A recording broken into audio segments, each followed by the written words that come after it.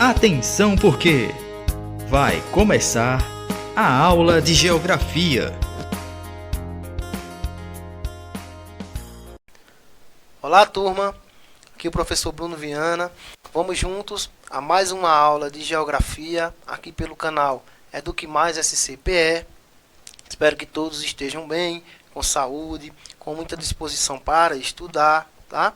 Agora a nossa aula será para o 9º ano. Peguem seus materiais para anotações, tá?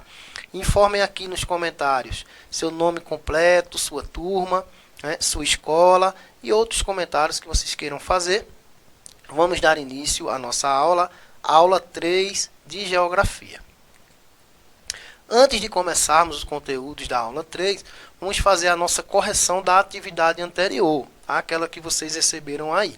Então vamos lá corrigir agora. A primeira questão da atividade anterior dizia assim, ó, a forma de como o mundo está dividido segundo as atividades econômicas representam a DIT. Qual o significado dessa sigla? Nós falamos tanto na aula passada, né, de DIT. É a alternativa D, Divisão Internacional do Trabalho. Então, essa estava bem simples. Segunda questão, ó. Qual o nome é dado ao sistema econômico e social baseado na liberdade econômica e na obtenção de lucros? Então, a alternativa certa, a alternativa B, o capitalismo. Esse é o fundamento desse sistema econômico. Lucrar, não é? Lucrar, lucrar e lucrar. Terceira questão, ó. Cite duas características da hierarquia econômica nos países subdesenvolvidos. Nós vimos na aula anterior, subdesenvolvidos quer dizer abaixo do desenvolvimento. Países ainda pobres, tá? Então a resposta subjetiva, você poderia colocar aí, ó, economia primária, tá? De fornecedores de matérias-primas. Então eles vão fornecer a primeira matéria para ser produzida nas indústrias por aí. Então é um sistema de país mais pobre. Quarta questão, ó. Cite duas características da hierarquia econômica nos países emergentes. Emergentes, gente, são aqueles países nem subdesenvolvidos e nem desenvolvidos. Estão no meio, ó, emergindo para o desenvolvimento. Então, países promissores. Então, duas características importantes eram: conseguiram se industrializar, a indústria já chegou, e também um mercado de consumidor expressivo, que vai atrair, né, investimentos, que vai atrair indústrias. Então, são características de países emergentes. Um deles é o nosso Brasil, tá? Quinta questão, ó. As organizações econômicas são responsáveis pela circulação e disseminação do capital e do desenvolvimento financeiro global. Qual opção não corresponde a uma característica dessas organizações? Então, ou seja, você marcaria aí aqui não corresponde a falsa. Só pode ser aí a alternativa E, né, que diz que não utilizam da informatização. Né? É o contrário, elas utilizam e muito, né, o processo de informática, de informatização. Tá feita as nossas correções. Vamos agora ao objeto de conhecimento da nossa aula, que é integração mundial e suas interpretações, globalização e mundialização, dois termos associados. Conteúdos: integração mundial, economia, política, cultura, social e tecnológica. Divisão socioeconômica e histórica mundial, tá? Primeiro, segundo e terceiro mundo. Vamos ver a representação disso aí. Lembrando que esse assunto vocês também têm aí no livro de vocês a partir do capítulo 1, tá? Vamos lá. Integração mundial, que é o contexto político e econômico global no final do século XIX e primeira metade do século XX. Vamos ver esse contexto político, né, global. Qual o cenário geopolítico do mundo nesse período? Nós tínhamos aí, ó, o século XX foi marcado por um período de mudanças tecnológicas, feito também de políticas sociais, sistemas econômicos. Tudo isso vai modificar o sistema político e econômico do mundo naquele período. E também foi um período marcado pela evolução de invenções revolucionárias. Por exemplo, no fim do século XIX, nós tivemos aí várias invenções. Alguns exemplos aí, ó. A lâmpada elétrica no final do século XIX, né? A luz para a globalização, quem vivia no escuro, imagine. As fábricas, os lugares agora têm energia elétrica, tem uma lâmpada e se pode trabalhar à noite. Isso vai revolucionar todo um mercado de trabalho. O telefone também no fim do século XIX. Ó. Então, esse sistema de comunicação que antes era feito só por carta ou pessoalmente. Então, agora você tem um aparelho para se comunicar com pessoas de lugares diferentes. Olha que revolução. O automóvel, ó, que fez o homem sair dos trilhos, antes só por trens, agora você tem um automóvel que vai levar os produtos e as pessoas de lugares para outros, sem precisar de trilhos, também no fim do século XIX. A televisão aí no início do século XX, olha a revolução, agora você além de ter informações, você agora está vendo as pessoas, os programas, os noticiários, tudo isso são inovações para o contexto econômico global. Tá? Vamos ver aí, ó, algumas características. Luz para a globalização. Então vamos falar um pouquinho desse cara, Thomas Edison. Vejam, é atribuído a ele o título de inventor da lâmpada, mas ele foi quem patenteou e aperfeiçoou o protótipo. Tá? Não só foi ele que inventou, aí, outros também já tinham feito, né, essas invenções. Então vejam, Thomas Edison é conhecido como o inventor da lâmpada, talvez sua criação mais famosa. Em 1879, depois de inúmeras tentativas, Edison desenvolveu o filamento da lâmpada incandescente, gerando luz a partir de corrente elétrica. Então vamos ver. É atribuído a ele esse termo, mas outros também já tentaram. E tudo isso se deu através da corrente elétrica, que a gente vai atribuir a outro grande inventor da humanidade, né? O Nikola Tesla. Então eles só conseguiram isso aí devido a estudos de outros inventores. Então nós temos aí, ó, em 1820, ó, um protótipo de lâmpada feito por Warren de la Rue, a bobina de platina, tá? Em 1878, ó, nós temos aí o Joseph Swan, que faz uma lâmpada de filamento de carbono muito parecida com a de Edison. E um ano depois, agora sim, Thomas Edison, ele faz o filamento de carbono mais durável. Aquela lâmpada incandescente que até um tempo atrás tínhamos na nossa casa, né? Aquela lâmpada com aqueles filamentos, né? de um pauzinho a outro. Então, muito conhecida. Então, essa lâmpada revolucionou o mercado elétrico mundial, a lâmpada incandescente. Então, o Thomas Edison é responsável. Comunicação global, ó, o telefone. Veja só, essa revolução aí, hoje, muitos de vocês estão assistindo essa aula por um celular. Mas olha o início da telefonia. Ó. A invenção foi patenteada em 7 de março de 1876.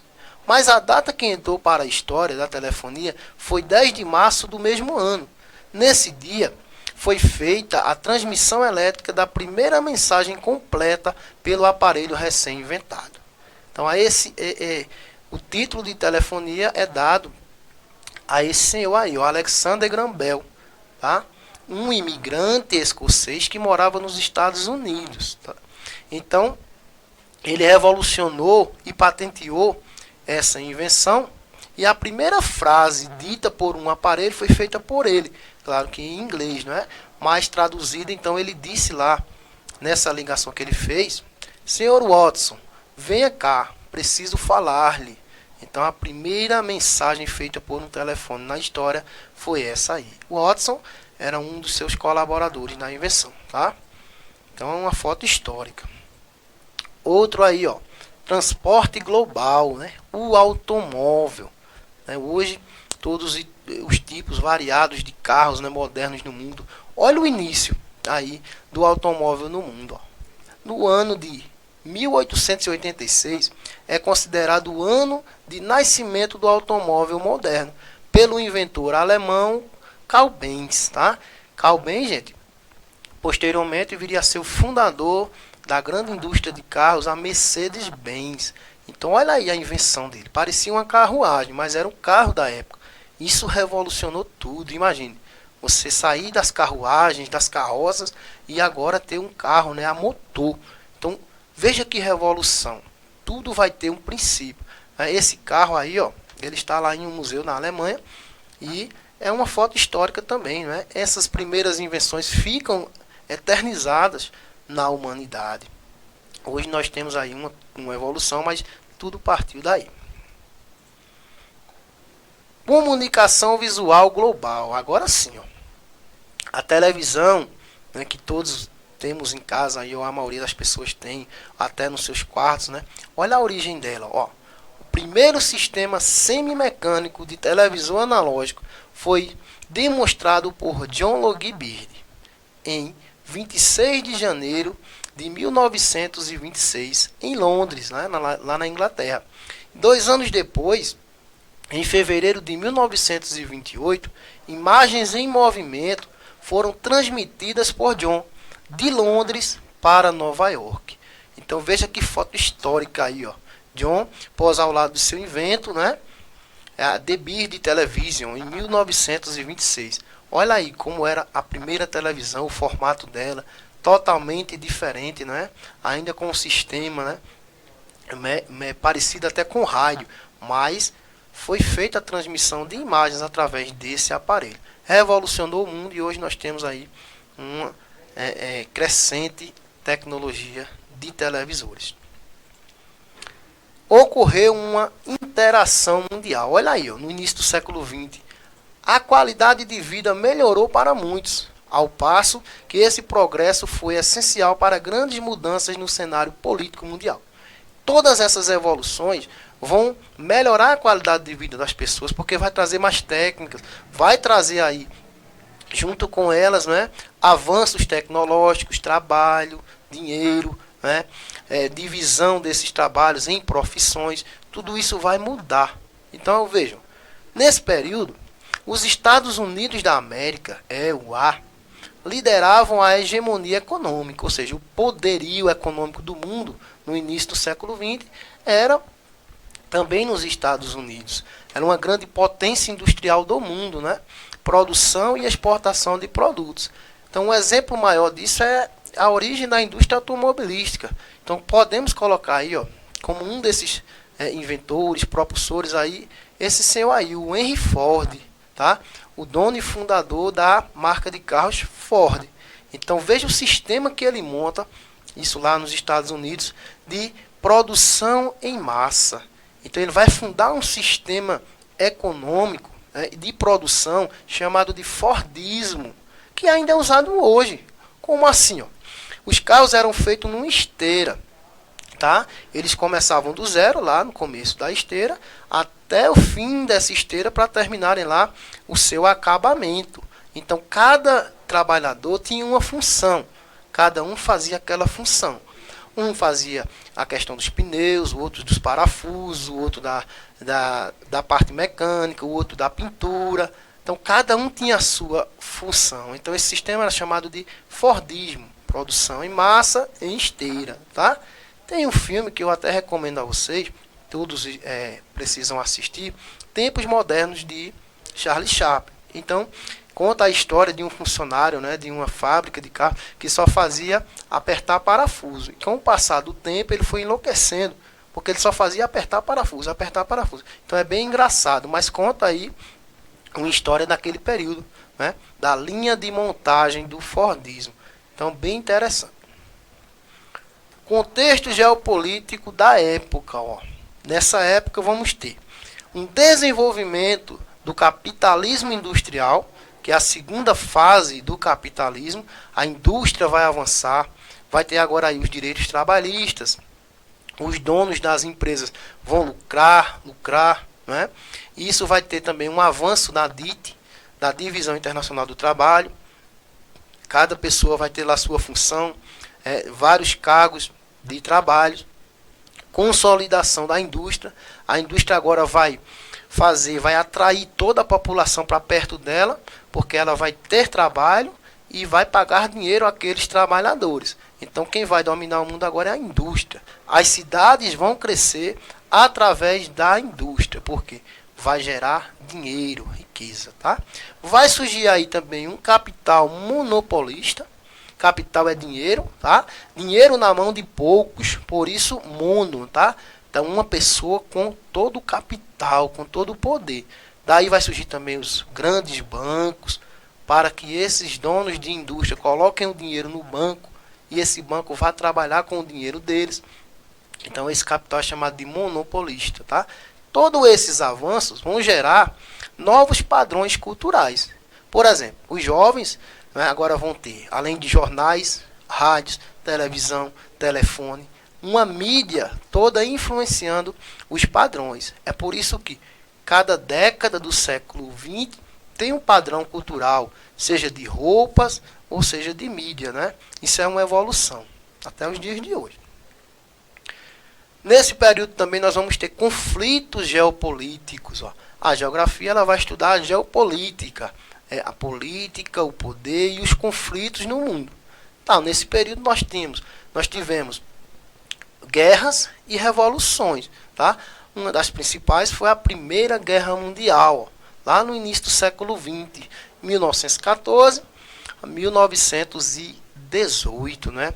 Aquela ascensão do nacionalismo, a partilha da África, né? A morte lá do arquiduque do Império Austro-Húngaro. Vários motivos vão trazer para essa grande guerra. Os eixos, né? As alianças vão ser feitas pela Tríplice Aliança. A Alemanha, o Império Austro-Húngaro e a Itália de um lado, né? Do outro lado a Tríplice Entente, né? Que o Tríplice Acordo entre Reino Unido, França e o Império Russo, que é a Rússia. Então, essas alianças vão provocar uma das maiores guerras da história, chamada Guerra de Trincheiras. Olha aí, ó, fotos da época, onde eles ficavam dentro das trincheiras, valas cavadas, né, para ir ganhando território. Então, uma guerra muito sangrenta, eles morriam, os corpos ficavam lá, não tinha nem como tirar, não tinha nem como sair. Então, foi a guerra que também foi utilizada tanque de guerras, foi utilizada armas biológicas. Então modificou o cenário mundial, principalmente da Europa, tá? Isso vai influenciar tudo. Então nós vamos ter aí uma globalização, uma interação social e tecnológica. Ou seja, a globalização é um processo de interação social, econômica e cultural entre as diferentes regiões do planeta. É um dos termos mais frequentemente empregados para descrever a atual conjuntura do sistema capitalista e sua consolidação no mundo. Então, quando pensamos em globalização, podemos associar a evolução do capitalismo. Tá? Quanto mais capitalista o mundo se torna, mais interação e globalização vai existir. É vista como a total ou parcial integração entre as diferentes localidades do planeta e a maior instrumentalização proporcionada pelos sistemas de comunicação e transporte. Essa imagem nos diz tudo. Ó. É uma interação, seja de vias aéreas, de rodovias, de pessoas, de estudantes, trabalhos, comunicação. Quantas pessoas estão se comunicando agora por interação via internet? Então isso é globalização, tá? Transferências feitas a todo segundo. Então é uma evolução gigantesca. Ciclo de integração econômica global. Nós temos os países subdesenvolvidos pobres e os países desenvolvidos ricos. Então olha aí, ó. Esse círculo aí, ó, ele vai nos mostrar como funciona a economia de um país pobre. Por exemplo, na cor verde aí, ó, nós temos o primeiro ponto. O nível tecnológico é reduzido. Tá? Ele é mais precário. Segundo ponto. Exportação de produtos menos valorizados. Então, ele vender. Exportar é vender. Né? A venda de produtos mais baratos. Tá? Seguindo a setinha. Ó, menor captação de recursos financeiros. Quanto os produtos são mais baratos, então vai ter uma menor captação de recursos, então mais baratos, menos dinheiro. Então nós temos um baixo investimento em pesquisa, ciência e tecnologia. Se eu não tenho um investimento, tecnologia e ciência investido, então eu vou ter aí uma incapacidade de gerar novas tecnologias. Os produtos não vão ser avançados. Então vai girar de novo para o nível tecnológico reduzido. Então é um ciclo econômico que não vai mudar, só quando eles começam a investir. Tá? Olha a diferença num país rico. O nível tecnológico, número 1, é elevado. Então eu tenho muita tecnologia. Eu vou ter exportação de produtos altamente valorizados. Então eu vou vender agora produtos mais valorizados, mais caros, né? De mais valor. Nós vamos ter uma maior captação de recurso financeiro. Quanto mais tecnológico o produto, mais caro vai ser. Depois vamos ter grandes investimentos em pesquisa, ciência e tecnologia. Vai girar tudo de novo para produzir esses produtos. Temos aí desenvolvimento de novas tecnologias, que vai girar de novo um nível tecnológico elevado. Então, quanto mais investimento, mais lucratividade. É assim que funciona o mercado econômico do mundo. E uma divisão socioeconômica e histórica mundial, que são as divisões do mundo no século XX. Primeiro, segundo e terceiro mundo. É uma divisão do século XX, ainda também como herança da Guerra Fria, que foi um conflito que ocorreu ali depois da Segunda Guerra Mundial, até 1989, 1991, com o fim da União Soviética. Mas depois a gente vai ter aula só sobre ela, tá? Vamos ver aqui a divisão do mundo nessa época. Os países de primeiro mundo, ó, quem compunha? Ó, era composto pelas nações capitalistas desenvolvidas, caracterizada pelo elevado PIB. PIB quer dizer Produto Interno Bruto, tá? A riqueza produzida de um país internamente. E pelas melhores condições de vida da população. Então eram os países que seguiam o sistema capitalista, já eram desenvolvidos naquela época, tá? Por isso primeiro mundo. O segundo mundo era composto pelas nações socialistas alinhadas à União Soviética e que se caracterizavam pelo alto grau de estatização de sua economia. Então, na Guerra Fria, nós tivemos uma grande divisão de países capitalistas, liderados pelos Estados Unidos, e países socialistas liderados pela União das Repúblicas Socialistas Soviéticas. Então, eram chamados de países de segundo mundo, porque a estatização prevalecia. As indústrias, as empresas pertenciam ao Estado. O Estado era o governo. Então, países de segundo mundo.